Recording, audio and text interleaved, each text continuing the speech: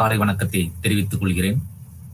முனைவர் மா பிரேமானந்தம், உதவி பேராசிரியர், வணிகவியல் கணினி பயன்பாடுத்துறை, விவேகானந்தா கல்லூரி, திருவேடகம் மேற்கு, மதுரை மாவட்டம், தமிழ்நாடு. நாம் இன்று பார்க்கக்கூடிய தலைப்பு கணக்கியலின் தரநிலைகள், அக்கவுண்டிங் ஸ்டாண்டர்ட்ஸ். இந்த ஃபினான்ஷியல் அக்கவுண்டிங் சொல்லக்கூடியது நிதி கணக்கியலில் பிளாக் 1 யூனிட் 4ல் அதில் வரக்கூடிய தலைப்பு தான் கணக்கியல் தரநிலைகள். கட்டமைப்பு, ஸ்ட்ரக்சர் அப்படின்னு சொல்லுவாங்க. அதில் நோக்கங்கள், கணக்கியல் தரநிலைகளின் கருத்து, கணக்கியல் தரநிலைகளின் நன்மைகள், இந்தியாவில் அக்கவுண்டிங் ஸ்டாண்டர்ட்ஸ் ஏஎஸ் அப்படின்னு சொல்லுவாங்க வழங்குவதற்கான அவருடைய நடைமுறைகள், இந்திய கணக்கியல் தரநிலைகளின் முதல் முறையாக ஏற்றுக்கொண்டதன் முக்கிய அம்சங்கள் என்னென்ன இருப்பதை நாம் பார்க்கவிருக்கின்றோம். இந்தியாவில் தற்போது நிலவும் கணக்கியல் தரநிலைகள் எவ்வாறு உள்ளது என்பதை இந்த பாடத்தின் மூலமாக நாம் கற்றுக்கொள்ள வேண்டி இருக்கின்றது. சர்வதேச நிதி அறிக்கை அவனுடைய தரநிலைகள், அக்கவுண்டிங் ஸ்டாண்டர்ட்ஸ் எப்படி இருக்குது என்பதை நாம் பார்க்கவிருக்கின்றோம். ஐஎஃப்ஆர்எஸ் இதனுடைய தேவைகள் மற்றும் நடைமுறைகள் எப்படி இருக்கு அதையும் நம்ம இப்ப பார்க்கவிருக்கின்றோம். அதே மாதிரி இந்திய அக்கவுண்டிங் ஸ்டாண்டர்ட்ஸ், இந்தியன் அக்கவுண்டிங் ஸ்டாண்டர்ட்ஸ்ல மற்றும் சர்வதேச அக்கவுண்டிங் ஸ்டாண்டர்ட்ஸ் இடையே உள்ள வேறுபாடுகள் என்னென்ன இருக்கின்றது என்பதை நாம் பார்க்கவிருக்கின்றோம். வணிக வருமானத்தை அதனுடைய அளவிடுதல், வணிக வருமானத்தை அளவிடுவதற்கான நோக்கங்கள் என்னென்ன இருக்கின்றது, வருமானத்தை அளவிடுவதற்கான அணுகுமுறைகள் எவ்வாறு இருக்கின்றது, இறுதியாக நம்முடைய வணிக வருமானத்தை அளவிடுவதற்கு பொருத்தமான கணக்கியல் கருத்து என்பதை இந்த கட்டமைப்பு மூலமாக, ஸ்ட்ரக்சர் மூலமாக நாம் தெரிய வைக்கின்றோம். முதலாவதாக நோக்கங்கள்.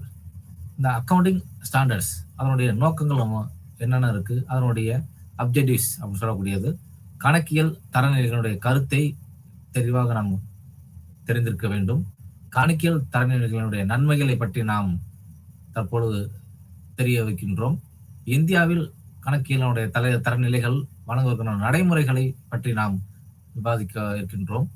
சர்வதேச நிதி அறிக்கை தரநிலைகள் CGAAP, IAS போன்றவற்றை நாம் இந்த அப்ஜெக்டிவ்ஸ் மூலமாக நாம் தெரிந்து கொள்ள வேண்டியிருக்கின்றோம்.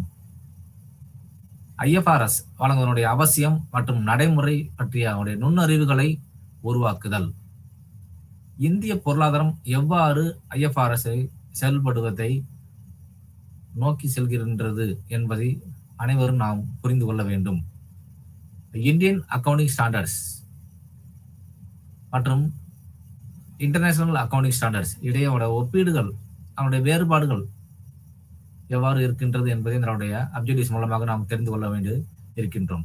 வணிக வருமானத்தை அளவிடுவதற்கான அவருடைய நடைமுறையை பற்றி நாம் விவரிக்க வேண்டியது இருக்கின்றது. அதேபோல் வணிகத்தை அளவிடுவதற்கான பொருத்தமான கணக்கியல் கருத்துக்களை தெரிந்து கொள்ள வேண்டும். வணிக வருமானத்தை அளவிடுவதற்கான அவருடைய நோக்கங்களை மற்றும் அதனுடைய கருத்துக்களை நாம் தெரிந்து கொள்ள வேண்டும். கணக்கியல் தரநிலைகளினுடைய கருத்துக்கள், கான்செப்ட் ஆஃப் அக்கவுண்டிங் ஸ்டாண்டர்ட்ஸ். அந்த கணக்கியல் என்பது வணிகத்தின் ஒரு மொழி. அனைத்து நிதி தகவல்கள், அதாவது பார்த்தீங்கன்னா இயல்பு நிதி நடவடிக்கைகள், நிதிநிலை, நிதி முடிவுகள், தற்போதைய போக்கு மற்றும் மேலும் வாய்ப்புகள் எவ்வாறு இருக்கின்றது, அந்த கணக்கியல் மூலமாக கிடைக்கக்கூடிய நிதி என்று நாம் இதை அழைக்கப்படுகின்றோம். அந்த தகவல் பயனர்களுக்கு உள் மற்றும் வெளிப்புறமாக தெரிவிக்கப்படுகின்றது. அதனுடைய நிதிநிலை அறிக்கைகளை தயாரித்து வழங்குவதன் மூலமாக அந்த கணக்கியல் தகவல்கள் ஒரு பொதுவாக ஏற்றுக்கொள்ளப்பட்ட ஒரு கணக்கியல் கொள்கைகளை உருவாக்குவது அவசியமாகிறது. அதைத்தான் அவங்களுடைய GAAP அப்படின்னு சொல்லுவாங்க, ஜெனரலி அக்செப்டட் அக்கவுண்டிங் பிரின்சிபல்ஸ். அதனுடைய மொழியினுடைய நிதிநிலை அறிக்கைகளை தயாரிக்கும் போது அவ்வணிகத்தினுடைய பயனர்களுக்கு தெரிவிக்க முடியும். அந்த நிறுவன சட்டத்தின் 2013 பிரிவின்படி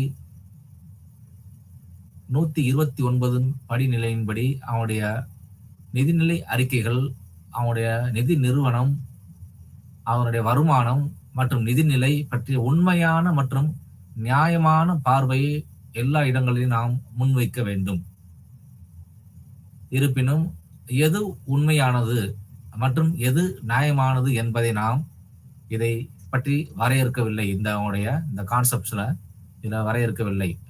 ஆனாலும் அவனுடைய ஒரு நிறுவனத்தினுடைய பார்வைகள் கணக்கில் அவனுடைய தொடங்கியது முதலிருந்து பொதுவாக பல ஏற்றுக்கொள்ளப்பட்ட கணக்கியல் கோட்பாடுகள் அதனுடைய கணக்கிலை கொண்டதாக உருவாக்கப்பட்டுள்ளன.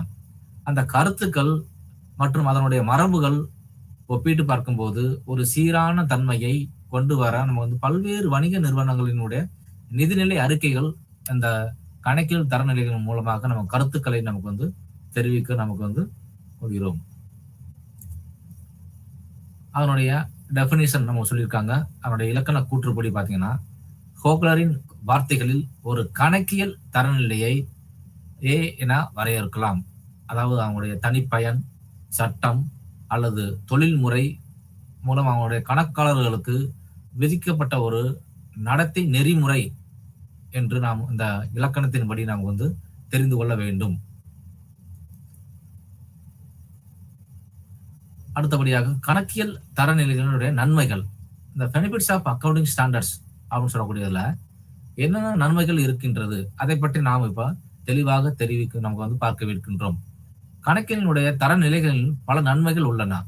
முக்கியமாக பார்த்தோம்னா அவருடைய தரநிலைகள் தரப்படுத்தப்பட்ட கணக்கியல். அதுல ஒருவேளை மிக முக்கியமான நன்மை வணிகங்களுக்கான FASB அப்படின்னு சொல்லுவாங்க, பினான்சியல் அக்கவுண்டிங் ஸ்டாண்டர்ட்ஸ் போர்டு. ஒரு நிலையான ஒரு அமைப்பானது கணக்கினுடைய சீரான தொகுப்பாகும். அது ஒவ்வொரு இதையும் நமக்கு ஊக்குவிக்கும் போது அதனுடைய கொள்கைகள் பொதுவாக ஏற்றுக்கொள்ளப்பட்டதை அதனுடைய பினான்சியல் அக்கவுண்டிங் ஸ்டாண்டர்ட்ஸ் போர்டு தெளிவாக இதில் கருத்துக்களை கூறுகின்றது. ஒரு குழப்பத்தை தவிர்க்க வணிகங்கள் பின்பற்ற வேண்டிய கணக்கியல் கொள்கைகள். எடுத்துக்காட்டாக பார்த்தோம்னா, வணிகங்கள் ஒரு முறையை பயன்படுத்துவதை அந்த FASB தடுக்கிறது.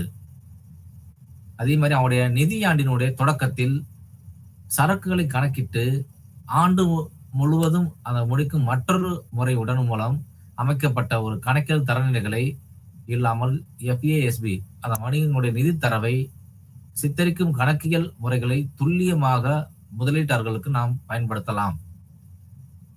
இரண்டாவதாக, அந்த சிக்கல்களை எவ்வாறு நாம் கண்டறிதல் வேண்டும்.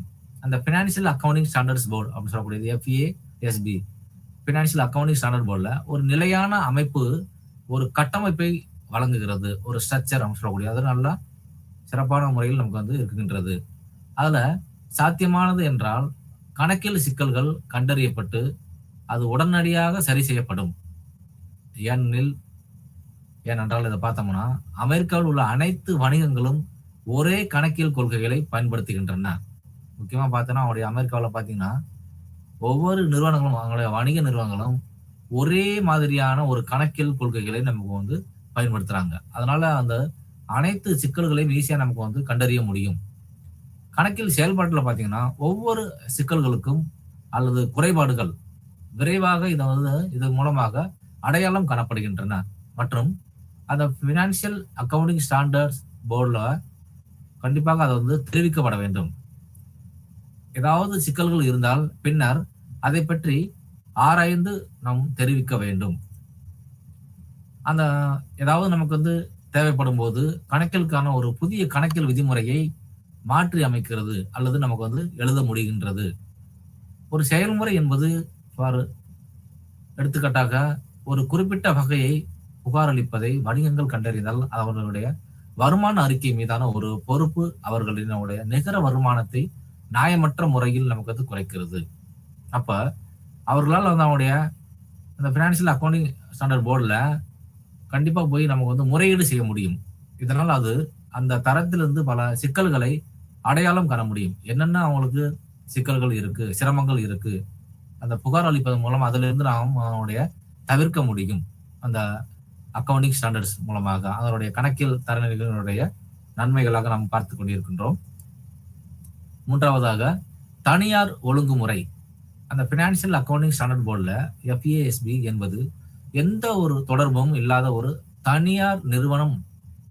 அமெரிக்க அரசாங்கம் இருந்த போதிலும் அதில் பார்த்த பத்திரங்கள் மற்றும் பரிவர்த்தனைகள், அவருடைய டிரான்சாக்ஷன் சொல்லக்கூடியது, ஆணையம், அனைத்து நிறுவனங்களின் கணக்கில் விதிகளை அமைக்க இந்த ஃபினான்சியல் அக்கவுண்டிங் ஸ்டாண்டர்ட் போர்டு கண்டிப்பாக நமக்கு நம்பி உள்ளது.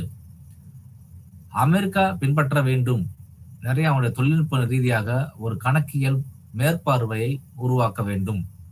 அந்த கணக்கியல் விதிமுறைகளை அமைக்க ஒரு வாரியம் அல்லது ஒரு அரசு நிறுவனம் அதை நாம் பயன்படுத்தி இந்த ஃபினான்சியல் அக்கவுண்டிங் ஸ்டாண்டர்ட் போர்டை அமெரிக்க அரசாங்கத்தினுடைய சுமையை குறைக்கிறது மற்றும் அவனுடைய தனியார் துறையை நமக்கு அனுமதிக்கிறாங்க. இதனால அவங்களுடைய எந்த ஒரு நமக்கு நல்ல ஒரு பெனிஃபிட்ஸ் நமக்கு அவங்களுடைய கணக்கியல் தரங்களின் மூலமாக நன்மைகள் நமக்கு கிடைக்கின்றது.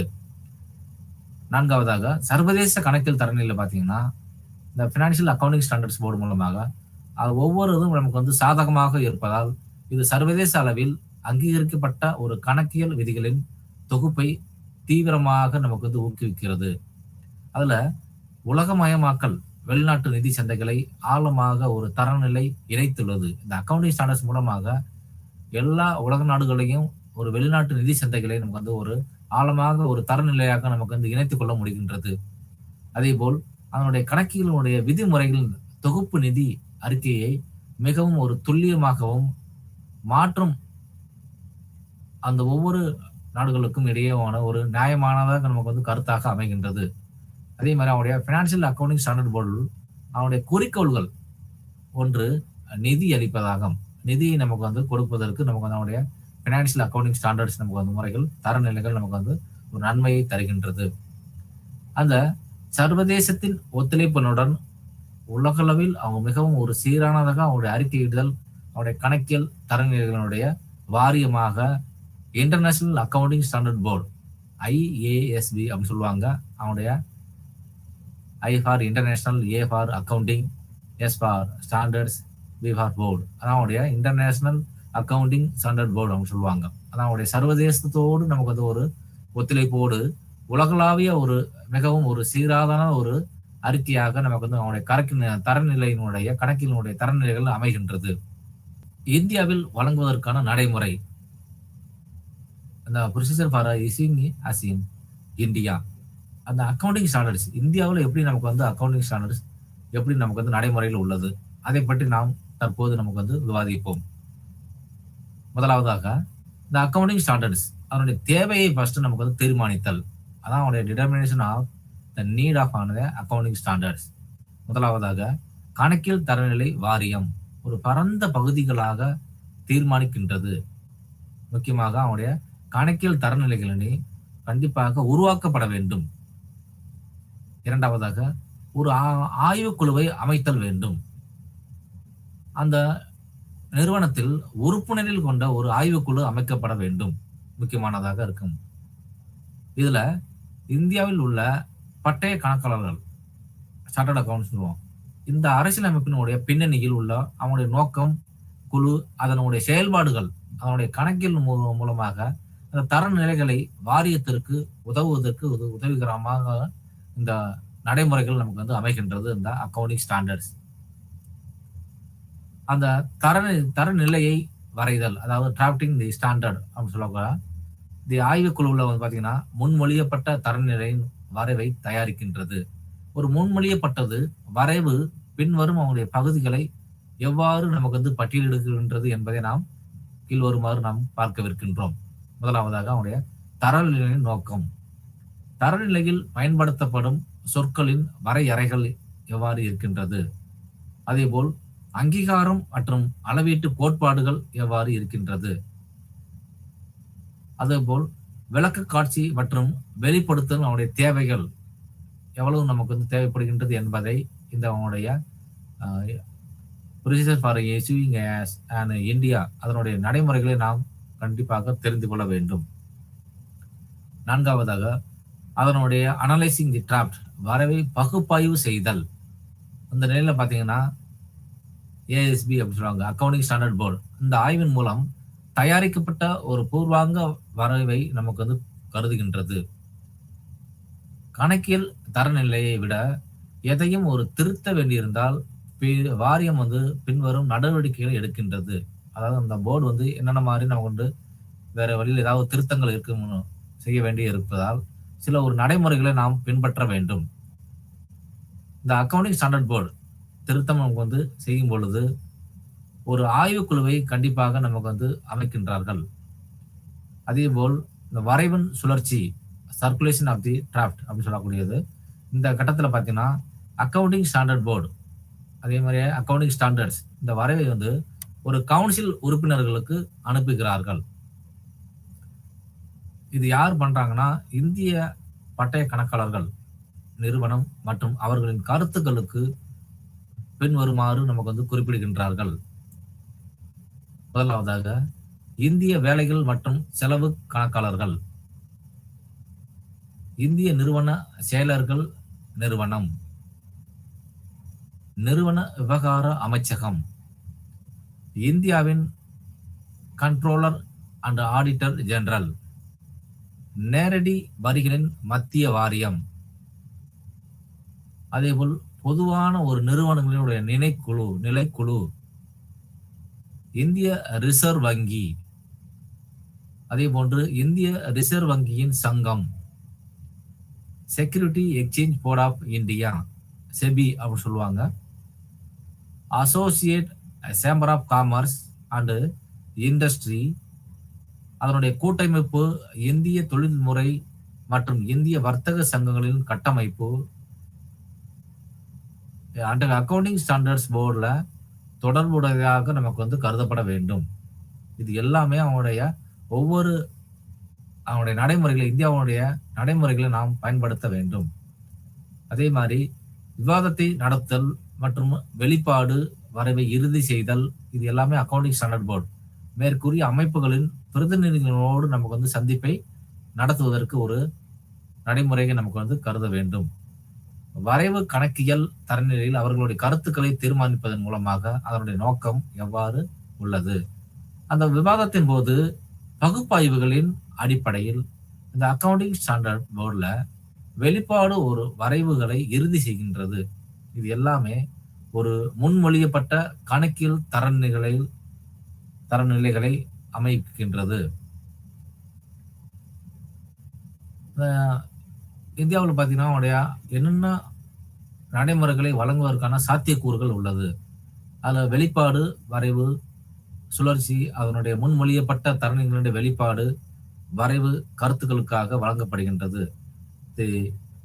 ஐசிஏஐ அப்படின்னு சொல்லுவாங்க, institute of chartered accounts of India. இது எல்லாமே அவனுடைய உறுப்பினர்கள் மற்றும் பொதுமக்கள். இதுல ஒரு வரைவு சுழற்சி மொழியாக நமக்கு முன்மொழியப்பட்ட ஒரு தரநிலை கோட்பாடாக நமக்கு வெளிப்பாடாக நமக்கு அமைகின்றது.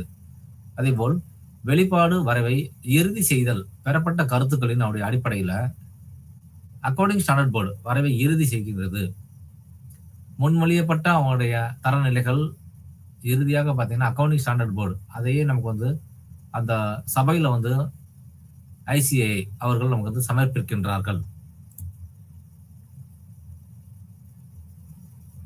அடுத்தபடியாக நம்ம பார்க்கக்கூடியது முதல் முறையின் முக்கிய அம்சங்கள் என்னென்ன இருக்கின்றது. அந்த இந்திய கணக்கியலை ஏற்றுக்கொள்வது அவருடைய தரநிலைகள் இந்தியன் அக்கவுண்டிங் ஸ்டாண்டர்ட்ஸ் 101 அப்படின்னு சொல்லுவாங்க, 101. இந்த அவனுடைய ஸ்டாண்டர்ட்ஸ்ல முதல் முறையாக நாம் ஏற்றுக்கொள்வதற்கான கணக்கியல் கொள்கைகளை வழங்குவது இந்தியன் அக்கவுண்டிங் ஸ்டாண்டர்ட்ஸ்.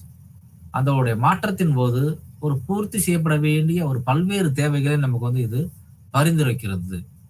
ஒரு நிறுவனமா இருந்தாலும் சரி, ஒரு முறையாக ஒரு இந்தியன் அக்கவுண்டிங் ஸ்டாண்டர்ட்ஸை நமக்கு ஏற்றுக்கொண்டது காலம், அதாவது அவனுடைய ஒரு நகரும் போது கணக்கியல் தரங்களின்படி அவருடைய நிதிநிலை அறிக்கைகளை உருவாக்குவதிலிருந்து இந்திய GAAP அவற்றை உடைய இந்தியன் அக்கவுண்டிங் ஸ்டாண்டர்ட்ஸ்க்கு ஏற்ப கண்டிப்பாக அதை உருவாக்க வேண்டும். ஒரு கருத்தியல் ரீதியாக நம்ம பார்த்தோம்னா இந்த இந்தியன் அக்கவுண்டிங் ஸ்டாண்டர்ட்ஸ் அதனுடைய பின்னோக்கி பயன்படுத்த வேண்டும். அவருடைய கணக்கியல்ல பார்த்தீங்கன்னா அவருடைய தரநிலைகளை பயன்படுத்துவதில் இருந்து நிறுவனங்கள் மாற்றப்படும் நேரத்தில் அவனுடைய இந்திய GAAP அதே மாதிரி அவனுடைய எளிதாக அவனை மாற்றுவதற்கு இந்தியன் அக்கவுண்டிங் ஸ்டாண்டர்ட்ஸ் 101 வழங்கியுள்ளது. அதே மாதிரி அவங்களுடைய விதிவிலக்குகள் ஒவ்வொரு பின்னோக்கி பயன்பாட்டிற்கான செல்லும் போது அதனுடைய விதிவிலக்குகள் இதுல அமைந்துள்ளது. அதை நாம் கடைபிடிக்க வேண்டும். பொதுவா பார்த்தோன்னா அவருடைய ஒரு கட்டாயமானதாக எதாவது நமக்கு வந்து இருக்கின்றது. அது எவ்வாறு தெளிவாக நமக்கு வந்து வகைப்படுத்தப்பட்டுள்ளன. நிறுவனம் இந்தியன் அக்கவுண்டிங் ஸ்டாண்டர்ட்ஸ் பின்னோக்கி பயன்படுத்தப்பட்ட தடை விதிக்கப்பட்டுள்ளது. அதே மாதிரி அவங்களுடைய ஒரு தன்னார்வ இயல்புடையதாக, அதாவது விண்ணப்பிப்பது அல்லது விண்ணப்பிக்காதது, இந்த நிறுவனம் சார்ந்த இந்தியன் அக்கவுண்டிங் ஸ்டாண்டர்ட்ஸ் ஒரு சில தேவைகளை பின்னோக்கி செல்கின்றது. இந்த accounting standards Indian accounting standards அதனுடைய விளக்க காட்சி மற்றும் வெளிப்படுத்தலுடைய தேவைகளையும் பட்டியலிடப்படுகின்றது. ஒவ்வொரு நிதிநிலை அறிக்கைகளினுடைய பயனர்களுக்கு இது மாற்றம் செய்யப்படுகிறது. அதற்கும் ஒரு நிறுவனம் தேவை. மாற்றம் அதனுடைய அறிக்கை இருப்பு நிலை குறிப்புகளை ஒரு குறிப்பாக அது எவ்வாறு பாதிக்கும் என்பதை விளக்குவதற்கு ஒரு நிதி செயல்திறன் மற்றும் பண புழக்கங்கள் இதிலிருந்து விலக்கு அளிக்குவதற்கு மற்ற இந்தியன் அக்கவுண்ட் ஸ்டாண்டர்ட்ஸினுடைய வெளிப்படுத்தலுடைய தேவைகளாக நமக்கு வந்து இது அமைகின்றது. இந்த இந்தியன் அக்கவுண்டிங் ஸ்டாண்டர்ட்ஸ் 101 அதனுடைய நோக்கம் முக்கியமாக பார்த்தீங்கன்னா, இந்த நிறுவனத்தினுடைய முதல் இந்தியன் அக்கவுண்டிங் ஸ்டாண்டர்ட்ஸ் நிதிநிலையை உறுதி செய்வதாகும். அவங்களுடைய கண்டிப்பாக ஒரு எந்த ஒரு நிறுவனமா இருந்தாலும் அவங்களுடைய நிதிநிலையை நமக்கு வந்து உறுதி செய்தாக வேண்டும். அதே மாதிரி அவங்களுடைய அறிக்கைகள் மற்றும் அவை உள்ளடக்கிய காலத்திரத்திற்கான அதனுடைய இடைக்கால நிதி அறிக்கைகள் கண்டிப்பாக அவருடைய உயர்தர தகவல்களை கொண்டிருக்க வேண்டும். முதலாவது பார்த்தோம்னா அவருடைய பயனர்களுக்கு வெளிப்படையானது மற்றும் அவருடைய வழங்கப்பட்ட எல்லா காலகட்டங்களிலும் ஒப்பிடத்தக்கதாக நமக்கு வந்து இருக்க வேண்டும். அது இந்தியன் அக்கவுண்டிங் ஸ்டாண்டர்ட்ஸ் படி அந்த கணக்கீடு செய்ய ஒரு பொருத்தமான தொடக்க புள்ளியை வழங்க வேண்டும். அந்த இந்தியன் அக்கவுண்டிங் ஸ்டாண்டர்ட்ஸ் கணக்கியல் தரநிலைகளிலும் மற்றும் அதனுடைய முதல் முறையாக ஏற்றுக்கொள்வதற்கான கணக்கியல் கொள்கைகளை நமக்கு வந்து வழங்க வேண்டும். அதே போல் அவங்களுடைய ஒரு நிறுவனம் முதல் முறையாக இந்தியன் அக்கவுண்டிங் ஸ்டாண்டர்ட்ஸை ஏற்றுக்கொள்ள காலம் அது நகரும் போது கணக்கினுடைய தலைநிலையின்படி நிதிநிலை அறிக்கைகளை உருவாக்குவதிலிருந்து அவனுடைய அதை உருவாக்க வேண்டும். அந்த கருத்தியல் ரீதியாகவும் நமக்கு வந்து பயன்படுத்த வேண்டும். அதே மாதிரி அவங்களுடைய எளிதாக மாற்றுவதற்கும் இந்த இந்தியன் அக்கவுண்டிங் ஸ்டாண்டர்ட்ஸ் 101 இதை வழங்கி உள்ளது. அதே மாதிரி அவங்களுடைய விதிவிலக்குகள் நிறைய நமக்கு வந்து இதில் இந்த இந்திய கணக்கியல் அடிப்படையில் இந்தியன் அக்கவுண்டிங் ஸ்டாண்டர்ட்ஸ் அதனுடைய முக்கிய அம்சங்களாக நமக்கு வந்து கருத வேண்டும். முக்கியமா பார்த்தோம்னா ஒரு வழக்கல் தெளிவாக நமக்கு வந்து இருக்கு அப்படின்னா அது ஒரு வகைப்படுத்தப்பட்டுள்ளதாக நமக்கு வந்து அமைய வேண்டும். மற்றும் அவை தன்னார்வ இயல்புடையதாக விண்ணப்பிப்பது அல்லது விண்ணப்பிக்காத நிறுவனம் என்னென்ன இருக்கு என்பதை நம்ம வந்து அதை கண்டறிந்து ஆராய வேண்டும். அதிலிருந்து எவ்வாறு அதனுடைய நிதிநிலை செயல்திறன்கள் மற்றும் பண புழக்கங்கள் எவ்வாறு இருக்கின்றது, அதிலிருந்து எப்படி நமக்கு வந்து விலக்கு அளிக்கக்கூடாது என்பதை நாம் தெரிந்து கொள்ள வேண்டும். அதனுடைய நிறுவனத்தினுடைய நிதிநிலை அறிக்கைகளை இந்தியன் அக்கவுண்டிங் ஸ்டாண்டர்ட்ஸ் அதனுடைய நிதிநிலையை கண்டிப்பாக உறுதி செய்ய வேண்டும். அதே போல் அறிக்கைகள் மற்றும் அவனுடைய உள்ளடக்கிய காலத்திற்கான அவனுடைய இடைக்கால நிதியை அறிக்கைகள் நமக்கு வந்து தயார் செய்ய வேண்டும். அடுத்தபடியாக நமக்கு வந்து அவனுடைய ஒரு நிறுவனம் இந்திய கணக்கின்படி தரநிலை 101 முதல் அவனுடைய தத்தெடுப்பு இந்திய கணக்கினுடைய தரநிலைகள் இதுல இந்தியன் அக்கவுண்டிங் ஸ்டாண்டர்ட்ஸ் செயல்படுத்திய பிறகு முதல் நிதிநிலை அறிக்கைகள், இரண்டாவதாக இந்தியன் அக்கவுண்டிங் ஸ்டாண்டர்ட்ஸ் அதில் இடைக்காலத்தின்படி ஒவ்வொரு இடைக்கால நிதி நிலை அறிக்கையையும் நமக்கு வந்து கண்டிப்பாக இது உள்ளடக்கப்பட்ட ஒரு கால பகுதிகளுக்கான ஒரு நிதிநிலை அறிக்கையாக நமக்கு வந்து இருக்க வேண்டும். இதுல பாத்தீங்கன்னா அவனுடைய 2013 நிறுவனங்கள் சட்டத்தின்படி 133 நிறுவனங்கள் அவருடைய இணைக்கப்பட வேண்டும். நடைமுறையில் உள்ள அவருடைய கணக்கில் தரநிலைகள் ஏப்ரல் 1 2016 நிலவரப்படி 32 கணக்குகள் உள்ளன. நம்ம அவனுடைய இந்தியாவில் பார்த்தீங்கன்னா தற்போது நடைமுறையில் உள்ள கணக்கியல் தரநிலைகள் currently prevailing accounting standards in India அது கிட்டத்தட்ட ஒரு 32 கணக்குகள் நமக்கு வந்து கணக்கியல் தரநிலைகள் அக்கவுண்டிங் ஸ்டாண்டர்ட்ஸ் இதை நாம் ஏப்ரல் 1 முதல் 2016 ஆண்டுல இருந்து நமக்கு வந்து நிலவரப்படி நமக்கு இது எல்லாமே நமக்கு வந்து கணக்கெடுத்துருக்காங்க. அதனுடைய கணக்குகள் உள்ளன. இதுல யாரு முக்கியமா பாத்தீங்கன்னா ICAI, institute of chartered accounts of India, அதனுடைய குறிப்பிடப்பட்ட தரநிலைகள் இவை அனைத்தும் கண்டிப்பாக இந்த அக்கவுண்டிங் ஸ்டாண்டர்ட்ஸ் நிதி நிறுவனங்கள் எல்லாமே அனைவரும் கடைபிடிக்கப்பட வேண்டும். அதனுடைய நிறுவனங்கள் இந்த தரநிலைகளினுடைய பட்டியல் பின்வருமாறு நாம் பார்க்கவிருக்கின்றோம். முதலாவதா பார்க்கலாமா? அக்கவுண்டிங் ஸ்டாண்டர்ட்ஸ் 1, கணக்கியல் கொள்கைகளின் வெளிப்பாடு. அக்கவுண்டிங் ஸ்டாண்டர்ட்ஸ் 2, சரக்குகளின் மதிப்பீடு. அக்கவுண்டிங் ஸ்டாண்டர்ட்ஸ் 3, பணப்புழக்க அறிக்கைகள். அக்கவுண்டிங் ஸ்டாண்டர்ட் 4, தற்செயல்கள் மற்றும் இருப்பு நிலை தேதிக்கு பிறகு நிகழக்கூடிய நிகழ்வுகள் என்னென்ன இருக்கின்றது என்பதை இதன் மூலமாக நமக்கு வந்து தெரிந்து கொள்ள வேண்டும். இந்த கணக்கியல் தரநிலைகள் 5 அதன்படி அதனுடைய காலத்திற்கான நிகர லாபம் எவ்வளவு இருக்கின்றது அல்லது இழப்பு எவ்வளவு இருக்கின்றது, முந்தைய கால உருப்படிகள் மற்றும் மாற்றங்கள் கணக்கினுடைய கொள்கைகள் எவ்வாறு இருக்கின்றது என்பதை இந்த அக்கவுண்டிங் ஸ்டாண்டர்ட்ஸ் 5 அடிப்படையில் நாம் தெரிந்து கொள்ள வேண்டும். அக்கவுண்டிங் ஸ்டாண்டர்ட்ஸ் 6ல தேய்மான கணக்கியல் அப்படின்னு பார்க்க போறோம். அவனுடைய டெப்ரிசியேஷன்ஸ் அக்கவுண்டிங் அப்படின்னு சொல்லக்கூடியது. அதே மாதிரி இந்தியன் அக்கவுண்டிங் ஸ்டாண்டர்ட்ஸ்ல 7 அதுல பாத்தீங்கன்னா கட்டுமான ஒப்பந்தங்கள். இது வந்து திருத்தப்பட்ட எந்த இயர்னு பார்த்தா 2002. அதன் அடிப்படையில் நமக்கு வந்து அவருடைய கட்டுமான ஒப்பந்தங்கள் நமக்கு வந்து இருக்க வேண்டியது இருக்கும். அக்கவுண்டிங் ஸ்டாண்டர்ட்ஸ்ல 8வதாக பாத்தீங்கன்னா கணக்கியல் கொள்கைகள். அந்த கணக்கியல் கொள்கை மூலம் மதிப்பீடுகளினுடைய மாற்றங்கள் மற்றும் பிழைகள், ஏதாவது நமக்கு வந்து சேஞ்சஸ் இருக்கு, இல்லாட்டி எரர்ஸ் நமக்கு வந்து இருக்கு, அதனுடைய பிழைகள் தவறுகள் இருந்துச்சுன்னா இதை வந்து அவனுடைய அக்கவுண்டிங் கொள்கைகள் நம்ம வந்து பிரின்சிபல்ஸ், அவருடைய அக்கவுண்டிங் பிரின்சிபல்ஸ் நம்ம வந்து பார்க்க வேண்டும். கணக்கினுடைய தரநிலைகள், அதே மாதிரி அவருடைய அக்கவுண்டிங் ஸ்டாண்டர்ட்ஸ் 9ல பாத்தீங்கன்னா 9 அதுல வருவாய் அங்கீகாரம் உள்ளது. அதே மாதிரி அக்கவுண்டிங் ஸ்டாண்டர்ட்ஸ் 10 நிலையான சொத்துக்களுக்கான கணக்கியல்கள் உள்ளது. அதுல அக்கவுண்டிங் ஸ்டாண்டர்ட்ஸ் 11ல பாத்தீங்கன்னா அந்நிய செலவாணி விதங்களில் ஏற்படும் மாற்றங்களின் விளைவுகள். இது எப்ப நமக்கு வந்து ஒரு திருத்தப்பட்ட ஆண்டு எப்பன்னா 2003ஆம் ஆண்டு. இதை வந்து அவங்களுடைய அந்நிய செலவாணி விதங்களில் அவங்களுடைய ஏற்படும் மாற்றங்கள் விளைவுகள் நமக்கு வந்து மாற்றம் செய்திருக்காங்க. அதே மாதிரி அவங்களுடைய அக்கவுண்டிங் ஸ்டாண்டர்ட்ஸ் 12 அரசாங்க மானியங்களுக்கான ஒரு கணக்குகள் நமக்கு வந்து ஏற்கப்பட வேண்டும். இந்த கணக்கியல் தரநிலைகள் பாத்தீங்கன்னா 13வதாக அக்கவுண்டிங் ஸ்டாண்டர்ட்ஸ் அதுல முதலீடுகளுக்கான ஒரு கணக்கியலாக நமக்கு வந்து இருத்தல் வேண்டும். அதே போல் அக்கவுண்டிங் ஸ்டாண்டர்ட்ஸ்ல 14வதா கலவைகளுக்கான கணக்கியல் முறைகள் கண்டிப்பாக பயன்படுத்த வேண்டும். இந்த அக்கவுண்டிங் ஸ்டாண்டர்ட்ஸ் 15ல் பணியாளர் நன்மைகள் திருத்தப்பட்டது. அது எப்ப நமக்கு வந்து பண்ணியிருக்காங்கன்னா 2005ஆம் ஆண்டு நமக்கு வந்து அவருடைய பணியாளர்களுக்கான நன்மைகள் என்னென்ன இருக்கின்றது என்பதை இந்த சட்டம் என்பது இயற்றப்பட்டது, அவருடைய மாற்றி அமைக்கப்பட்டது. இந்திய அக்கவுண்டிங் ஸ்டாண்டர்ட்ஸ் 16ல் கடன் வாங்கும் செலவுகள் எவ்வாறு உள்ளது. அதே போல் அக்கவுண்டிங் ஸ்டாண்டர்ட்ஸ் 17 இந்த பிரிவினுடைய அறிக்கையிடல், இது கண்டிப்பாக நமக்கு வந்து தெரிந்து கொள்ள வேண்டும். அக்கவுண்டிங் ஸ்டாண்டர்ட்ஸ் 18ல பாத்தீங்கன்னா தொடர்புடைய கட்சி வெளிப்பாடுகள்.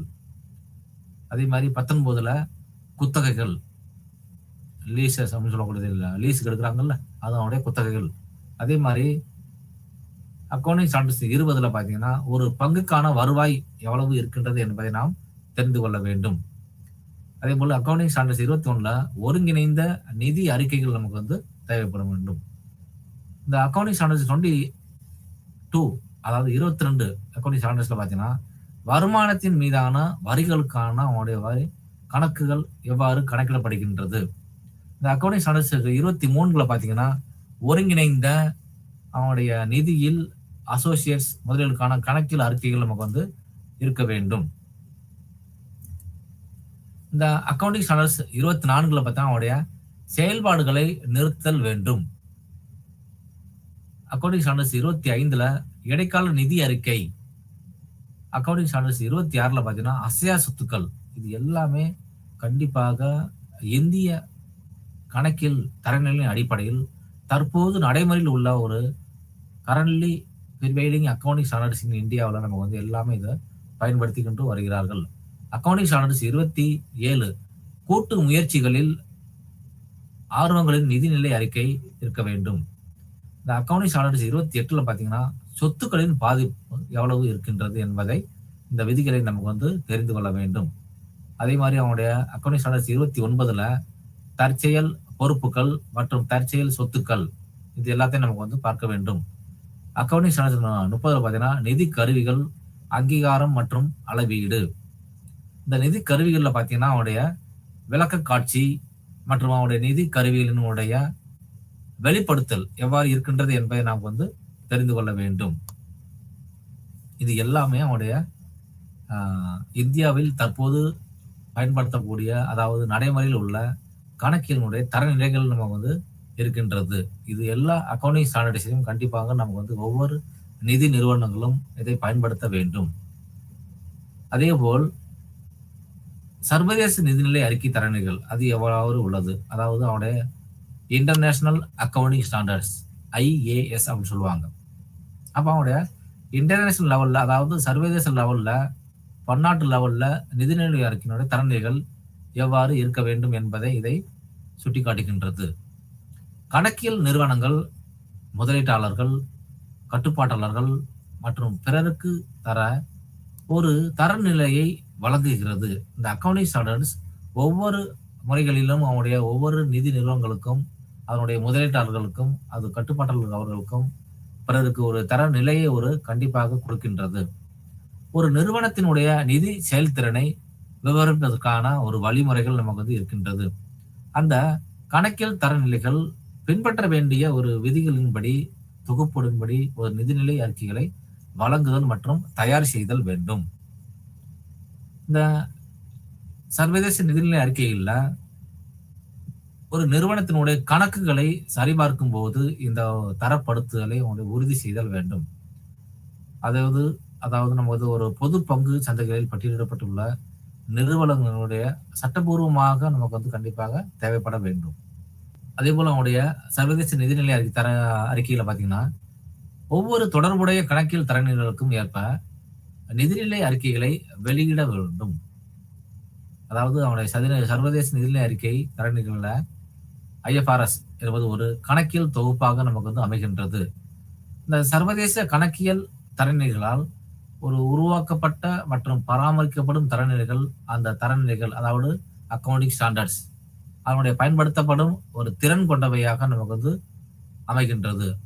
அதே போல் ஒரு நோக்கத்துடன் பல உலகளவில் ஒரு நிலையான ஒரு அடிப்படையான ஒரு வளர்ந்து வரும் மற்றும் வளரும் பொருளாதாரங்களால் இந்த முதலீட்டாளர்கள் மற்றும் பிற பயனர்களுக்கு ஒரு நிதிநிலை அறிக்கைகளை திறனுடன் வழங்குதல், பொதுவில் அவனுடைய பட்டியலிடப்பட்ட நிறுவனங்களின் ஒரு நிதி செயல்திறனை ஒப்பிடுவதற்கு இந்த இன்டர்நேஷனல் அக்கவுண்டிங் ஸ்டாண்டர்ட்ஸ் சர்வதேச நிதிநிலை அறிக்கை அவனுடைய தரநிலைகள் சிறப்பாக அமைகின்றது. அடுத்தபடியாக நம்ம பார்க்கக்கூடிய தலைப்பு பார்த்தீங்கன்னா international financial reporting standards IFRS அதனுடைய தேவை மற்றும் செயல்முறை எவ்வாறு உள்ளது என்பதை இந்த தலைப்பின் மூலமாக நமக்கு வந்து தெரிந்து கொள்வதற்கு ஆர்வமாக அனைத்து மாணவர்களும் உள்ளார்கள்.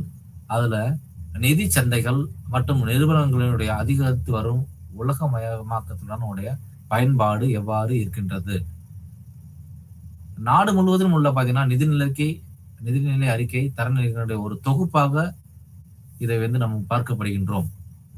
ஒரு எல்லைகளுக்கு அப்பாற்பட்ட ஒரு நிதிநிலை அறிக்கைகளினுடைய ஒப்பீட்டை அதிகரிக்கின்றது.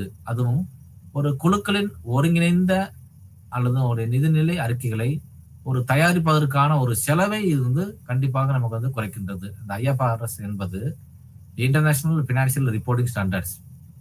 அது மூலமாக அந்த வங்கி ஒரு நெருக்கடிக்கு பின்னர் நிதிநிலை அறிக்கை தரநிலைகளை கவனத்தில் நமக்கு வந்து கொள்ள வேண்டும். அப்பதான் அவனுடைய எவ்வளவு நமக்கு வந்து ஒரு தயாரிப்பதற்கான ஒரு செலவை குறைப்பதற்கு இந்த உலகம் முழுவதும் பாத்தீங்கன்னா வணிகம் நடத்தும் நிறுவனங்களால் இந்த வங்கி நெருக்கடிக்கு பின்னர் ஒரு நிதிநிலை தரநிலைகளை கவனத்தில் கொண்டு செல்வதால் நிறைய நமக்கு மாற்றங்கள் செய்யப்பட்டு உள்ளது. மேலும் இந்த ஐஎஃப்ஆர்எஸ் தேவை மற்றும் செயல்முறைகளை பார்த்தீங்கன்னா, குறிப்பாக நிதி சொத்துக்களின் அளவீடு தேவைப்படும் மற்றும் நியாயமான ஒரு மதிப்பில் அதனுடைய பொறுப்புகள். அதே மாதிரி அவனுடைய செப்டம்பர் 2009 பார்த்தீங்கன்னா, பீட்டர்ஸ்பர்க்கில் G20 தலைவர்கள் அவங்க என்ன கேட்டாங்கன்னா, ஒரு கணக்கியல் தரநிலையை அமைக்க வேண்டும். அதனுடைய IASB மற்றும் அதன் US இணை அதனுடைய FASBக்கு உயர்தர ஒரு உலகளாவிய கணக்கியல் தரநிலைகளை ஒரு தொகுப்பை நோக்கி செயல்படுங்கள் என்று கூறினார்கள்.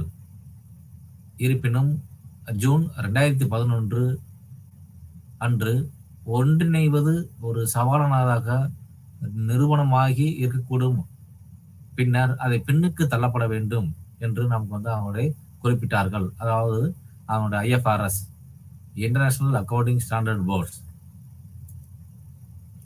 ஒரு நாட்டிற்கு அதனுடைய இணக்கம் மற்றும் 2 மாற்று வழிமுறைகள் உள்ளன. இதெல்லாம் அவனுடைய இன்டர்நேஷனல் ஃபினான்சியல் அக்கவுண்டிங் ஸ்டாண்டர்ட். அதில் பார்த்தீங்கன்னா அவை முதலாவதாக தத்தெடுப்பு, இரண்டாவதாக ஒருங்கிணைப்பு தத்தெடுப்பு சொல்லுவாங்க. அந்த IFRSல அதனுடைய அசல் வடிவத்தில் கண்டிப்பாக ஏற்றுக்கொள்வது. ஒரு நாடு ஏற்றுக்கொண்டால்தான் அதனுடைய IFRSல் அதில் அசல் வடிவத்தில் பின்னர் எந்த மாற்றமும் செய்ய அனுமதிக்கப்படக்கூடாது. அதனுடைய IASB இன்டர்நேஷனல் அக்கவுண்டிங் ஸ்டாண்டர்ட் போர்டில் ஒரு உருவாக்கப்பட்ட IFRS இதனுடைய மொழி அல்லது வடிவம் இது எல்லாமே அவனுடைய international financial reporting standards IFRS அதை மாற்றி அமைத்து செயல்படுத்துவதாகும். ஒரு குறிப்பிட்ட நாட்டின் தேவைகளுக்கு ஏற்றவாறு இந்தியா தற்போதுள்ள கணக்கியல் தரநிலைகளை IFRSக்கு மாற்ற முடிவு செய்துள்ளது. இந்தியாவில் பார்த்தீங்கன்னா ஒரு ஒருங்கிணைந்த கணக்கியல் தரநிலைகள் இந்தியன் அக்கவுண்டிங் ஸ்டாண்டர்ட்ஸ் என்று அழைக்கப்படுகின்றோம். இதுல இந்த இன்டர்நேஷனல் ஃபினான்சியல் ரிப்போர்ட்டிங் ஸ்டாண்டர்ட்ஸ் அதன் அடிப்படையில் பார்த்தீங்கன்னா கார்ப்பரேட் விவகார அமைச்சகம் MCA அப்படின்னு சொல்லுவாங்க. அது எப்படி நமக்கு அறிவிக்கிறாங்கன்னா, ஒரு வரைபடத்தின்படி மார்ச் 2010 இந்திய கணக்கியல் தரநிலைகள் இந்தியன் அக்கவுண்டிங் ஸ்டாண்டர்ட்ஸ் அதனுடைய இணைந்து சர்வதேச நிதிநிலை அறிக்கை தரநிலைகள் IFRS இது எல்லாத்தையும் நமக்கு பயன்படுத்த வேண்டும் என்று குறிப்பிட்டு கூறியிருக்கிறார்கள். அதாவது MCA கார்ப்பரேட் விவகார அமைச்சகத்திலிருந்து நமக்கு தெளிவாக சொல்லியிருக்கிறாங்க. அதே மாதிரி ஏப்ரல் 1 அந்த நிதியாண்டிலிருந்து தொடங்கும் கட்டங்களில் ஒரு குறிப்பிட்ட வகை நிறுவனங்கள் 2011 அந்த அடிப்படையில் பார்த்தீங்கன்னா MCA செயல்படுத்தும் அதனுடைய தேதியை அறிவிக்க முடியவில்லை என்பதை நாம் தணிக்கை மூலமாக நமக்கு கண்டறியப்பட்டுள்ளது. அதனுடைய அறிவிக்கப்பட்ட சாலை கண்டறிந்து அதனுடைய அறிவிக்கப்பட்ட அவனுடைய இந்தியன் அக்கவுண்டிங் ஸ்டாண்டர்ட்ஸ் அதனுடைய செயல்படுத்துவதில் என்னென்ன சறுக்கல்கள் அதாவது சிக்கல்கள் இருக்கின்றது. 2014 ஆண்டின் அவருடைய தணிக்கை அறிக்கை என் 2 அவனுடைய அத்தியாயம் 4 பார்த்தீங்கன்னா அந்த அக்கவுண்டிங் ஸ்டாண்டர்ட்ஸ் நிதி அமைச்சனுடைய பட்ஜெட் அறிக்கையின்படி இது விவாதமாக நமக்கு எடுத்துக்கொள்ளப்பட்டது. இதுல என்னென்ன அவங்களுடைய சேலஞ்சஸ் அந்த ஒன்றிணைவதற்கான என்னென்ன சவால்கள் இருக்கின்றது. அதில் பார்த்தீங்கன்னா ஃபர்ஸ்ட் பாயிண்ட் பார்த்தீங்கன்னா ஒன்றிணைவதற்கான சவால்கள் இந்தியன் அக்கவுண்டிங் ஸ்டாண்டர்ட்ஸ் அடிப்படையில் பார்த்தீங்கன்னா ஒரு நியாயமான ஒரு மதிப்பீடு அளவு என்ற கருத்து அடிப்படையாக கொண்டது. சொத்துக்கள் மற்றும் பொறுப்புகள் வருமான வரி சட்டத்தின் கீழ் தொடர்புடைய ஒரு நிதிநிலை அதாவது தரநிலைகள் அக்கவுண்டிங் ஸ்டாண்டர்ட்ஸ் ஒரு சீரான மற்றும் இணக்கமான மாற்றத்தை உறுதி செய்ய அவசியம் வேண்டும். அடுத்ததாக அவனுடைய வரைவு வருமானம் நிதி அமைச்சகத்தால் வெளியிடப்பட்ட கணக்கீடு மற்றும் வெளிப்படுத்தல் தரநிலைகள் இது எப்ப பார்த்தீங்கன்னா அவனுடைய ஜனவரி மாதம் 2015 ஆண்டில் இறுதி செய்யப்பட்டது. ஒவ்வொரு சொத்துக்கள் மற்றும் பொறுப்புகள் அந்த வருமான சட்டத்தின் கீழ் தொடர்புடைய ஒரு தரநிலைகளாக ஒரு சீரான மற்றும் இயக்கமான நம்ம வந்து இணக்கமான ஒரு மாற்றத்தை உறுதி செய்வதற்காக நமக்கு வந்து இதை ஒன்றியவனுக்கான ஒரு சவால்களாக நமக்கு வந்து ஒரு சேலஞ்சஸா நமக்கு வந்து எடுத்திருக்காங்க. வங்கிகள் மற்றும் காப்பீட்டு நிறுவனங்கள் முன்மொழியப்பட்ட சாலைக்கு வெளியே அவங்களுடைய வைக்கப்பட்டுள்ளது. அடுத்தபடியாக நமக்கு வந்து பார்க்கக்கூடிய தலைப்பு இந்தியர்களுக்கு இடையே உள்ள வேறுபாடு மற்றும் சர்வதேச அக்கவுண்டிங் ஸ்டாண்டர்ட்ஸ். அதாவது இந்தியன் ஸ்டாண்டர்ட்ஸ்க்கும் இன்டர்நேஷனல் அக்கவுண்டிங் ஸ்டாண்டர்டுக்கும் என்னென்ன வேறுபாடுகள் நமக்கு வந்து வித்தியாசங்கள் இருக்கின்றது, அதை பற்றி நாம் இந்த தருணத்தில் பார்க்கவிருக்கின்றோம். கணக்கியல் தரநிலைகள்ல மற்றும் அவருடைய இந்தியன் அக்கவுண்டிங் ஸ்டாண்டர்ட்ஸ் இடையே உள்ள வித்தியாசத்தின் விகிதம் மிக பெரியது.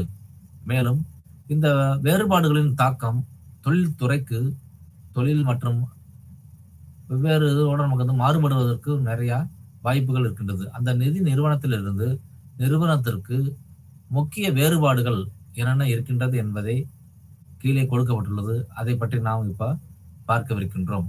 அந்த என்னென்ன வேறுபாடுகள் இருக்கின்றது.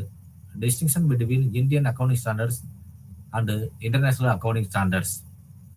அதனுடைய கணக்கியல் தரநிலைகள், அதாவது அக்கவுண்டிங் ஸ்டாண்டர்ட்ஸ், அதனுடைய தேவைகள் என்னென்ன இருக்கின்றது.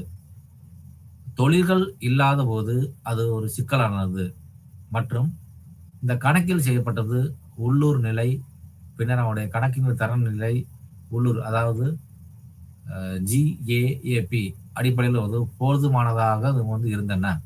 இதான் அவனுடைய தரநிலைகள் வந்து தேவையினுடைய நீட்ஸ்.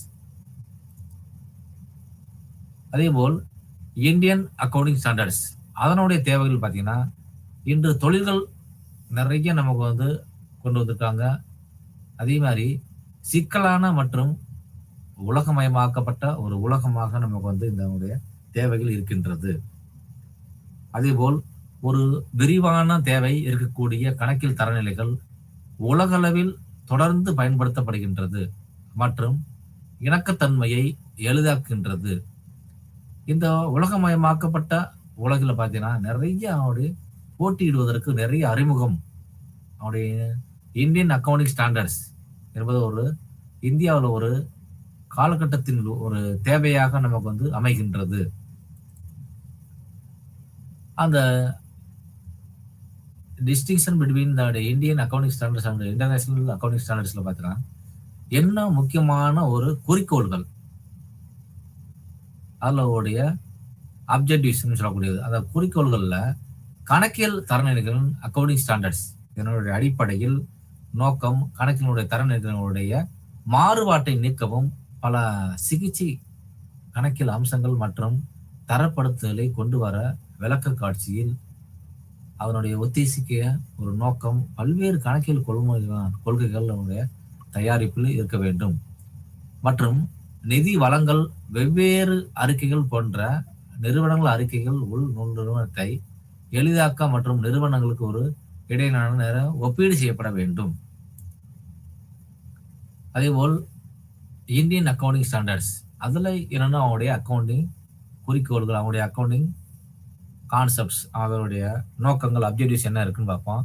அந்த IFRS என்னுடைய மதிப்பு பார்த்தீங்கன்னா இந்திய மதிப்பு அது ஒரு நடைமுறைக்கு சாத்தியமற்றதாக இருக்கக்கூடியதாக இருக்கின்றது. இந்த IFRS எடுத்துக்கொள்வோமானால் ஒரு கண்மூடித்தனமாக ஏற்றுக்கொள்ள வேண்டிய ஒரு சூழ்நிலை நமக்கு வந்து இருக்கின்றது. தற்போதைய இந்தியரை ஒரு கருத்தில் கொண்டு கொள்ள வேண்டுமானால் அதனுடைய சர்வதேச நிதிநிலை அறிக்கை, அதனுடைய இன்டர்நேஷனல் அக்கவுண்டிங் ஸ்டாண்டர்ட்ஸ், அவனுடைய தரநிலைகள், அவனுடைய கொள்கைகள், அடிப்படையான ஒரு தரநிலைகள் விளக்கமாக நமக்கு வந்து இதன் மூலமாக ஏற்றுக்கொள்ளப்பட்ட ஒரு கட்டமைப்பு சர்வதேச கணக்கியல்ல ஒரு தரநிலைகள் ஒரு வாரியம், அதான் அவனுடைய இன்டர்நேஷனல் அக்கவுண்டிங் ஸ்டாண்டர்ட் போர்டு. இது எல்லாமே ஒரு இந்தியா என்பதால் வந்து உறுப்பு நாடாக இதை நமக்கு வந்து ஏற்றுக்கொள்ள வேண்டும் கண்டிப்பா. ஏன்னா அவருடைய ஏற்கனவே நம்ம வந்து ஒரு மெம்பரா இருக்கிறாங்க, அதனால கண்டிப்பா இதை எல்லாத்தையும் நம்ம வந்து ஏற்றுக்கொள்ளப்பட வேண்டும். இந்த இந்தியர்களுக்கான உள்ள வேறுபாடுகள் மற்றும் சர்வதேச அக்கவுண்டிங் ஸ்டாண்டர்ட்ஸ் உங்களுக்குள்ள என்னென்ன வேறுபாடுகள் இருக்கின்றது. அதுல பாத்தீங்கன்னா நிறைய IFRS மாற்றங்கள் நமக்கு வந்து வேண்டும். இந்திய நிறுவனங்களுக்குள்ள உடைய புத்தகங்களை பார்த்தீங்கன்னா அதனுடைய தாக்கத்தை இந்த ஐஎஃப்ஆர்எஸை எப்போதும் நம்ம வந்து ஏற்றுக்கொள்ள வேண்டும். அதேபோல் அதனுடைய வித்தியாசத்தை நிரப்ப இந்தியன் அக்கவுண்டிங் ஸ்டாண்டர்ட்ஸ் இது முக்கியமாக நமக்கு வந்து அறிமுகப்படுத்தப்பட்டுள்ளது. இந்த ஐஎஃப்ஆர்எஸ்ஸில் தவிர வேறு என்ன நமக்கு வந்து வேறு இல்லை பார்த்தீங்கன்னா, அவனுடைய இந்திய தரநிலைகளினுடைய இந்தியர்களுக்கும் பொருந்தும் ஒரு சாலை வரைபடம் மூலம் நிறுவனங்கள், அதாவது உள்ளே ஒரு முறையான முறை இருக்க வேண்டும். வளர்ந்து இந்த தரநிலைகள் எந்த மாற்றமும் நமக்கு வந்து கொண்டு வரக்கூடியதாக இருக்க வேண்டும்.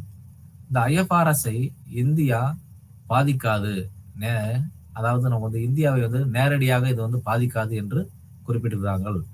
அந்த கார்ப்பரேட் அமைச்சகம் விவகாரங்கள் என்ன சொல்றாங்கன்னா, அத்தகைய மாற்றங்களை பகுப்பாய்வு செய்யலாம் மற்றும் இந்தியன் அக்கவுண்டிங் ஸ்டாண்டர்ட்ஸ்ல எல்லாரையும் கண்டிப்பா நம்ம இணைத்துக் கொள்ள வேண்டும். அதே மாதிரி அது பொருத்தமானதாக என்று எல்லாரும் அனைவரும் நமக்கு வந்து நினைக்கின்றார்கள். இந்த அக்கவுண்டிங் ஸ்டாண்டர்ட்ஸ் இதுல பாத்தீங்கன்னா அவருடைய தொடர்புல ஒரு அறிவிப்பை இந்திய அரசு வெளியிட்டிருந்தது. அதுல என்ன பாத்தீங்கன்னா, இந்த இந்தியன் அக்கவுண்டிங் ஸ்டாண்டர்ட்ஸ்ல நிதிநிலை அறிக்கைகளை வழங்குகிறார்கள். அதே மாதிரி அவருடைய அக்கவுண்டிங் ஸ்டாண்டர்ட்ஸ் 2ல பாத்தீங்கன்னா சரக்குகள் எவ்வாறு பயன்படுத்துகிறார்கள். அதே மாதிரி அவருடைய பணப்புழக்க அறிக்கையை எவ்வாறு சமர்ப்பிக்கின்றார்கள். அதே மாதிரி அவருடைய அக்கவுண்டிங் ஸ்டாண்டர்ட்ஸ்ல 8ல பாத்தீங்கன்னா கணக்கில் அவருடைய கொள்கைகள், கணக்கில் மதிப்பீடுகளுடைய மாற்றங்கள் மற்றும் அவருடைய பிழைகள் என்னென்ன இருக்கின்றது. அந்த அக்கவுண்டிங் ஸ்டாண்டர்ட்ஸ் 10ல பாத்தீங்கன்னா நிகழ்வுகள் அறிக்கைகளுடைய காலத்திற்கு பிறகு எவ்வாறு இருக்கின்றது, கட்டுமான ஒப்பந்தங்கள் எவ்வாறு நமக்கு வந்து நடைமுறைப்படுத்தப்படுகிறது. ஒவ்வொரு இதுகளுக்குமே கண்டிப்பா அந்த அக்கவுண்டிங் ஸ்டாண்டர்ட்ஸ் அவனுடைய இந்திய அக்கவுண்டிங் ஸ்டாண்டர்ட்ஸ், இந்தியன் அக்கவுண்டிங் ஸ்டாண்டர்ட்ஸ்ல தரநிலைகள், இந்தியாவுடைய தரநிலைகளை கண்டிப்பாக நமக்கு வந்து பகுப்பாய்வு செய்ய வேண்டும். இந்த வருமான வரிகள் மற்றும் சொத்து, ஆலை மற்றும் உபகரணங்கள் இது எல்லாத்தையும் நமக்கு வந்து பாதுகாக்க வேண்டும். அதே மாதிரி அவருடைய குத்தகைகள், அக்கவுண்டிங் ஸ்டாண்டர்ட்ஸ் 17ல பார்த்தீங்கன்னா அவருடைய குத்தகைகள் நம்ம வந்து இருக்கின்றது. அக்கவுண்டிங் ஸ்டாண்டர்ட்ஸ் அதுல 18 அத்தியாயத்தில் பார்த்தீங்கன்னா அவருடைய வருவாய், அதே மாதிரி அவருடைய பணியாளர்களுடைய பலன்கள். இந்த இந்தியன் அக்கவுண்டிங் ஸ்டாண்டர்ட்ஸ் 20ல பார்த்தீங்கன்னா அரசாங்க மாநிலங்களுக்கான ஒரு கணக்கியல் மற்றும் வெளிப்படுத்துதல். இது அரசு உதவி பெறும் அரசு மாநிலங்களுக்கான ஒரு கணக்கிலாக நமக்கு வந்து கருத வேண்டும். அதே போல் அக்கவுண்டிங் ஸ்டாண்டர்ட்ஸ் 21ல பார்த்தீங்கன்னா அந்நிய செலவாணி விதங்களை வந்து ஏற்பாடுகளுடைய மாற்றங்கள் என்னென்ன விளைவுகள் இருக்கு, அதே மாதிரி அவங்களுடைய மாற்றங்கள் என்னென்ன இருக்கின்றது என்பதை நாம் தெரிந்து கொள்ள வேண்டும். அக்கவுண்டிங் ஸ்டாண்டர்ட்ஸ் 23ல பார்த்தீங்கன்னா கடன் வாங்கும் செலவுகள். அக்கவுண்டிங் ஸ்டாண்டர்ட்ஸ் 24ல தொடர்புடைய கட்சி வெளிப்பாடுகள். இது எல்லாமே நமக்கு வந்து இருக்கக்கூடியதாக இருக்கும். அதே மாதிரி அக்கவுண்டிங் ஸ்டாண்டர்ட்ஸ் 27ல பார்த்தீங்கன்னா ஒரு ஒருங்கிணைந்த மற்றும் ஒரு தனியான ஒரு நிதிநிலை அறிக்கையை நமக்கு வந்து கொண்டு இருக்கின்றார்கள். இந்த அக்கவுண்டிங் ஸ்டாண்டர்ட்ஸ் 28 அதுல பாத்தீங்கன்னா அசோசியேட்டுகளில் உடைய முதலீடுகள் கண்டிப்பாக நமக்கு வந்து இருக்க வேண்டும். இந்த அக்கவுண்டிங் ஸ்டாண்டர்ட்ஸ் 29ல பாத்தீங்கன்னா உயர் பணவீக்க பொருளாதாரத்தில் நிதிநிலை அறிக்கை சமர்ப்பிக்க வேண்டும். இந்த இந்தியன் அக்கவுண்டிங் ஸ்டாண்டர்ட்ஸ் 31ல கூட்டு முயற்சிகளில் அதனுடைய ஆர்வங்கள் எவ்வாறு உள்ளது. இந்த அக்கவுண்டிங் ஸ்டாண்டர்ட்ஸ் 32ல பாத்தீங்கன்னா நிதி கருவிகள் சொல்லுவாங்க, விளக்க காட்சி. இது எல்லாமே எவ்வாறு இருக்கின்றது என்பதை நாம் தெரிந்து கொள்ள வேண்டும். இந்த இந்தியன் அக்கவுண்டிங் ஸ்டாண்டர்ட்ஸ் 34 இடைக்கால நிதி அறிக்கை. அதே மாதிரி சொத்துக்களில் நம்முடைய பாதிப்பு எவ்வளவு இருக்கின்றது. இந்த அக்கவுண்டிங் ஸ்டாண்டர்ட்ஸ் 37 விதிகளின்படி பார்த்தீங்கன்னா தற்செயல் பொறுப்புகள் மற்றும் தற்செயல் சொத்துக்கள் எவ்வாறு இருக்கின்றது என்பதை நாம் தெரிந்து கொள்ள வேண்டும். அதே மாதிரி அக்கவுண்டிங் ஸ்டாண்டர்ட்ஸ் 38ல அவனுடைய சொத்துக்கள் எவ்வாறு பராமரிக்கப்படுகின்றது என்பதை நாம் இந்த விதிகள் மூலமாக தெரிந்து கொள்ள வேண்டும். இந்த அக்கவுண்டிங் ஸ்டாண்டர்ட்ஸ் 39 நிதி கருவிகள், அதனுடைய அங்கீகாரம் மற்றும் அளவீடுகள் எவ்வாறு இருக்கின்றது என்பதை இந்தியன் ஸ்டாண்டர்ட் அக்கவுண்டிங் ஸ்டாண்டர்ட்ஸ் 39 விதிகளின்படி நாம் அறிந்திருக்க வேண்டும். இந்த அக்கவுண்டிங் ஸ்டாண்டர்ட்ஸ் 40ல பார்த்தீங்கன்னா அவனுடைய முதலீட்டு சொத்துக்கள் எவ்வளவு இருக்கின்றது என்பதை தெரிந்து கொள்ள வேண்டும். அடுத்தபடியாக நம்ம பார்க்கக்கூடியது வணிக வருமானத்தை அளவிடுதல், அதாவது மெஷர்மெண்ட் ஆஃப் பிசினஸ் இன்கம். அது எப்படி நமக்கு வந்து அந்த பிசினஸ் இன்கத்தை, வருமானத்தை எப்படி நமக்கு வந்து அளவீடு செய்கின்றார்கள், அது எப்படி நமக்கு வந்து பெறப்பட்டதாக நமக்கு வந்து கருதப்படுகிறார்கள். ஒரு முக்கியமான கணக்கியல் கருத்துக்களில் ஒன்று வருமானத்தின் கருத்து. இது போல ஒரு வணிக வருமானத்தை அளவிடும் போது ஒரு முக்கிய செயல்பாடாக நமக்கு வந்து இது இருக்கின்றது. ஒரு கணக்காளர், அதாவது சார்ட்டர்ட் அக்கவுண்ட்ஸ், பொதுவாக பார்த்தீங்கன்னா அவனுடைய சேவைகள் அல்லது அவனுடைய பொருட்களுக்கு பதிலாக பெறப்பட்ட கட்டணம், அதனுடைய வருமானம் என்று இதை அழைக்கப்படுகின்றார்கள். ஆனால் பார்த்தீங்கன்னா இங்கு வணிக வருமானத்தில் அதிக அக்கறை கொண்டுள்ளோம். ஏன்னா ஒவ்வொரு நிறுவனங்களையும் பார்த்தீங்கன்னா எல்லாருமே அதிக வருமானங்கள் எவ்வாறு ஈட்டப்பட வேண்டும் என்பதை ஒரு கருத்தாக நமக்கு வந்து மைய கருத்தாக வைத்துள்ளார்கள்.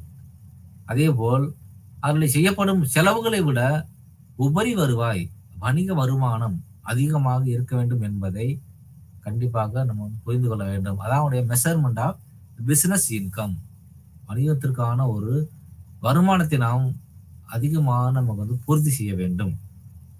இந்த வணிக வருமானத்தை அளவிடுதல் வருமானத்தை ஒரு மதிப்பிடுவதற்கு உதவியாக இருக்கும். என்னன்னா அதுல 2 காரணிகள் உள்ளன. அது ஒவ்வொரு காரணியாக நாம் இப்போ தற்பொழுது பார்க்கவிருக்கின்றோம்.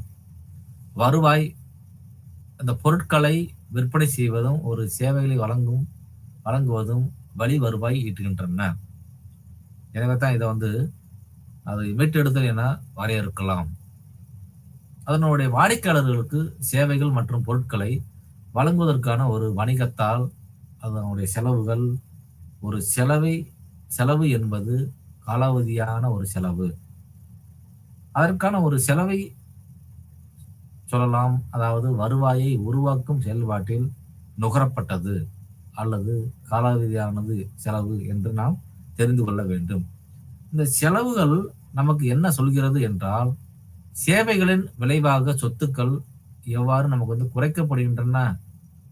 ஒரு நிறுவனத்தில் வணிகத்தால் அது நிகழ்த்தப்பட்டதாக நமக்கு வந்து கருதுகின்றோம். இந்த அளவீட்டின் நோக்கங்களுடைய வணிக வருமானம், அந்த objectives of measurement of business income அப்படி சொல்லுவாங்க. அதுல வருமானத்தை எவ்வாறு நமக்கு வந்து அளவீடு செய்கின்றார்கள். அது ஒன்றுக்கு மேற்பட்ட நோக்கங்களுக்காக பயனுள்ளதாக நமக்கு வந்து இருக்கும்.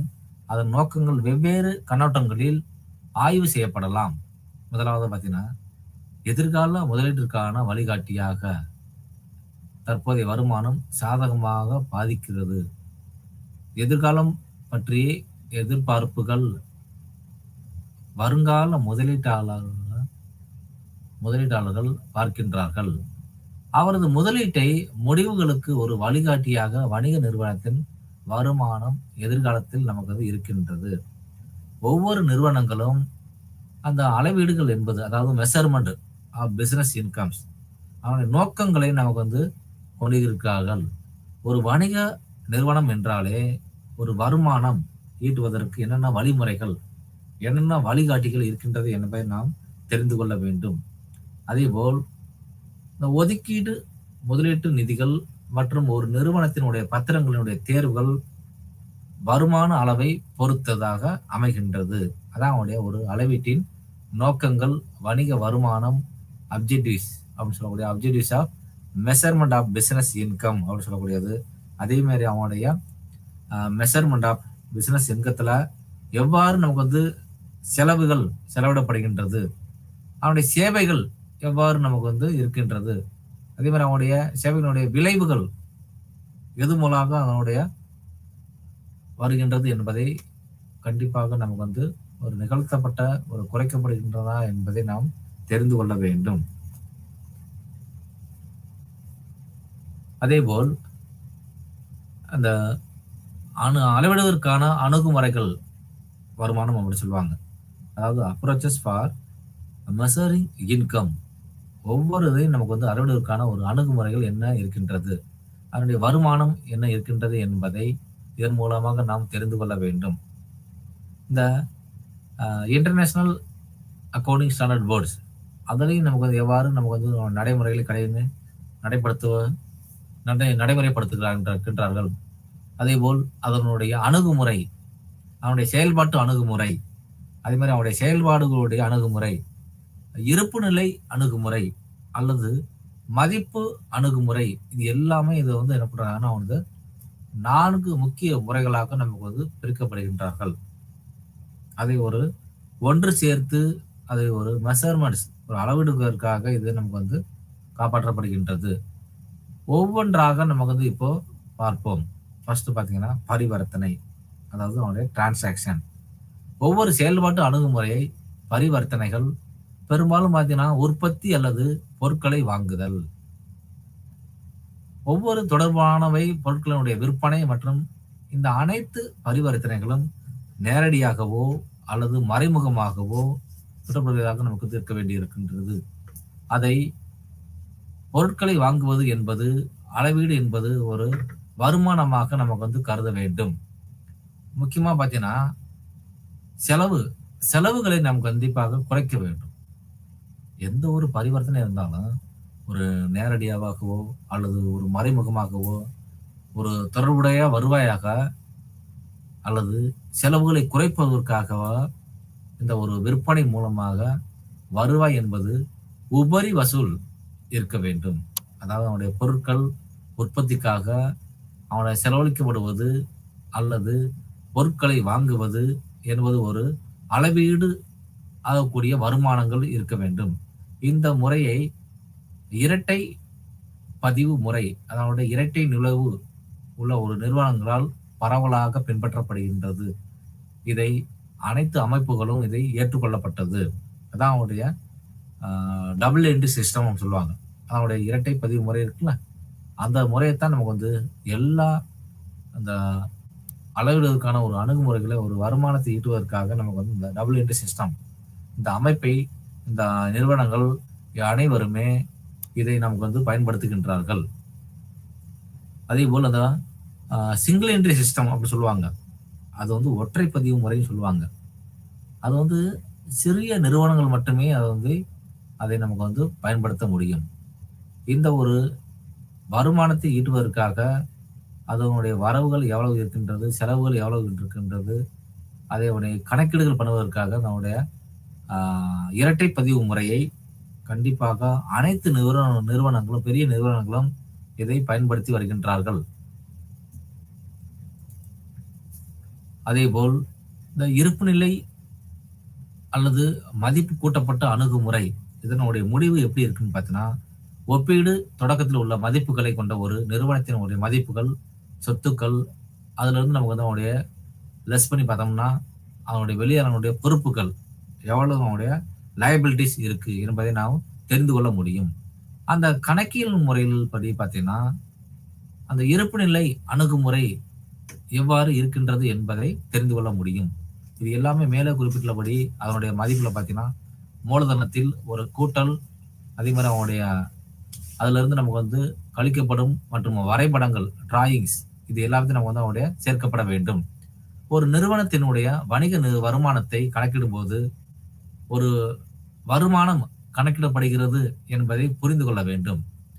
அதுதான் இருப்பு நிலை தாள் உதவி என அவனுடைய இருப்பு நிலை அணுகுமுறை என நமக்கு வந்து அழைக்கப்படுகின்றோம். இருப்பு நிலை குறிப்பு அப்படின்னு சொல்லுவாங்க, பேலன்ஸ் ஷீட் அப்படின்னு சொல்லுவாங்க. இது எல்லாமே அவனுடைய அப்ரோச் ஃபார் மெஷரிங் இன்கம், அளவிடுவதற்கான ஒரு அணுகுமுறைகளாக நமக்கு வந்து வருமானமாக நமக்கு வந்து ஈட்டப்பட வேண்டும். இறுதியாக பார்த்தோம்னா நம்ம கணக்கியல் கருத்து அளவீடு தொடர்பானது எவ்வளவு நமக்கு வந்து இருக்கின்றது, அதனுடைய வணிக வருமானம், ஒரு பொருட்களினுடைய உரிமையுடன் தொடர்புடைய அபாயங்கள் மற்றும் வெகுமதிகள் என்னென்ன இருக்கின்றது என்பதை பார்த்து கொள்ள வேண்டும். பொருட்கள் உண்மையில் மாற்றப்படும் போது இது பொதுவாக நிகழும் என்று நமக்கு வந்து கருதப்படுகின்றது. வாங்குபவர், அதாவது நம்முடைய கிரெடிட் முறையில் விதிமுறைகள் பார்த்தீங்கன்னா பொருட்கள் விற்கப்படும் இடத்தில் வருவாய் அங்கீகரிக்கப்படுகிறது. அதனுடன் ஒரு தொடர்புடைய வெகுமதியுடன் பின்னர் அதனுடைய ரசீதில், அந்த ரிசிப்ட் சொல்லுவாங்க, அதுல தீர்வு செய்யப்படுகின்றது. ஒரு வாடிக்கையாளரிடமிருந்து செலுத்த வேண்டிய தொகை எவ்வளவு இருக்கின்றது, அதனுடைய சேவைகளை வழங்குவதில் நிலையினுடைய அடிப்படையில் வருவாய் அங்கீகரிக்கப்படுகின்றது.